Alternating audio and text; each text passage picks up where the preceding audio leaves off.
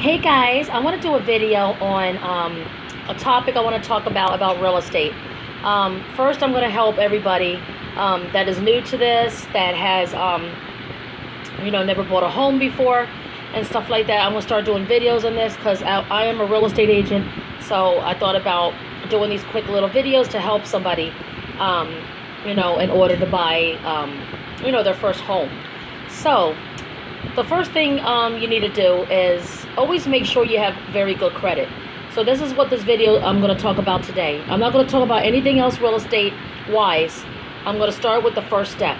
Now the very first thing is that you have to have good income. They don't have to be like the best income. You can have like middle income or even low income. It doesn't really matter, as long as you have good credit, you have some money in the bank saved, and you get pre-approved. Now, pre-approved is like a pre-approval letter you get from a bank when you apply for a mortgage for the first time. You let them know you want to buy a home for the first time and you want to get pre-approved. So what they do is they go by your income, they go by what you could afford, what you're looking for, all different types of information. So it is a lot of paperwork, okay? It's a whole lot of paperwork. And then once you get that pre-approval paper, all you need is to take that to a real estate office, okay? So the important thing is to make sure you have clean credit, okay? Because the bank wants to be the first lien on your house, okay? They don't want to see nothing on your credit. Some banks will work with you if you have something really tiny, or if you've been paying for more than a year on time every time. They will use that in consideration, but most banks, like big banks, won't, okay? So make sure you have nothing on your credit. Make sure it's completely clean and your score is like at least a 700 and up, okay? Then you'll get seller's assistance, which is money toward the house from the owner, whoever you're buying a house from. So like I said, make sure you have clean credit first, okay? And have enough savings.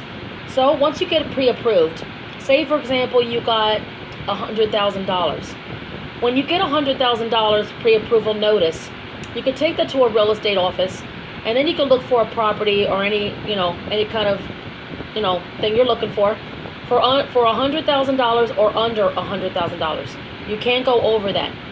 Then what you do is, once you buy the house that you really like, make sure you don't just grab the first house that you see.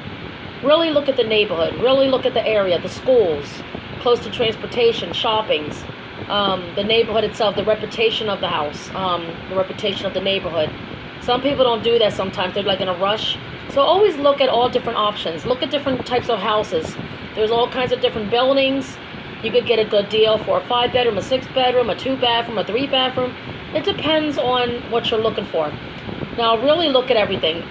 Then the agent will let you know if they're going to, help you get, like an inspection and all that stuff later on down the line. But when you first find a house that you're interested in, make a down payment. That's why you need money in the bank.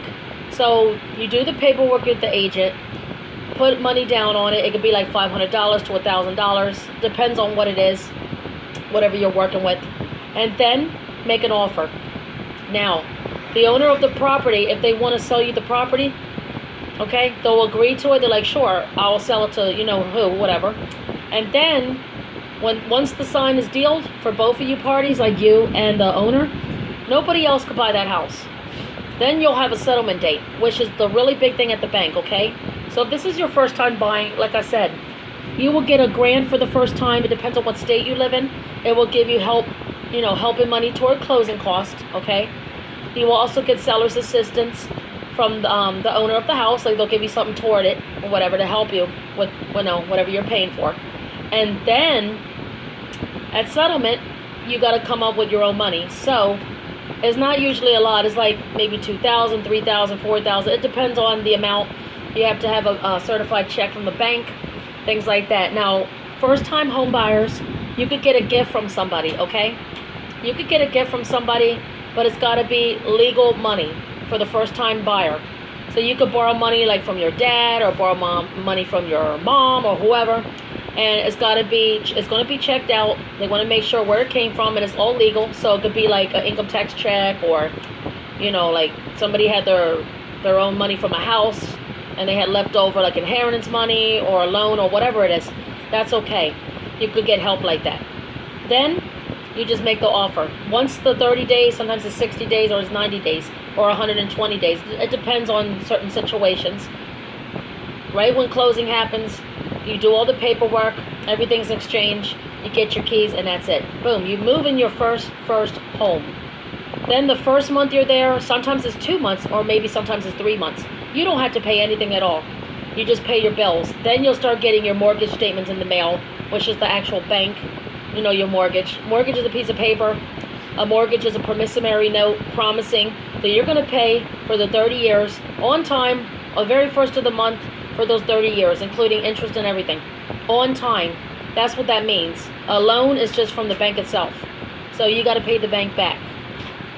So a lot of people think when you have a property and you just move in, say for example you're there 5 years, the neighborhood gets bad, or you know something happened in the family, you want to live somewhere smaller and you just want to sell it, you can sell your house anytime you want to. I had properties that I stayed and I lived in for like 1 year, and then I resold it.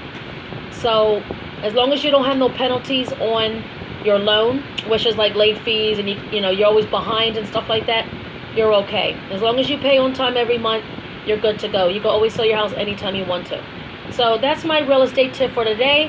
How to keep your credit clean and stuff like that. If you have any questions, you need help with anything, any advice, anything about real estate at all, leave me a comment below. Give me a thumbs up and subscribe to my videos. And I will talk to y'all guys later on. And I'll be doing more real estate topics soon. Have a good day, guys. Bye. And happy house hunting.